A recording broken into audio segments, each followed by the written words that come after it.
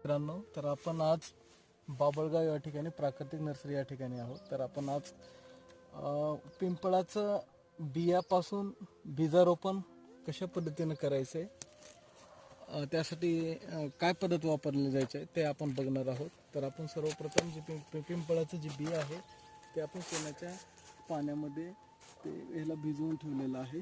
आणि सोबतच हे आपण बेड बघू शकता. ह्या बेडमध्ये पूर्णतः कोकोपीट आहे, कोकोपीट अंतरून घेतलेलं आहे. तर अशा पद्धतीनं आता आपण हे बी टाकणार आहोत. तर अशा पद्धतीनं आपण हे बीज जे आहे ते शेणाच्या पाण्यामध्ये आपण कोकोपीट जो बेड आहे त्या बेडवरती आपण टाकत.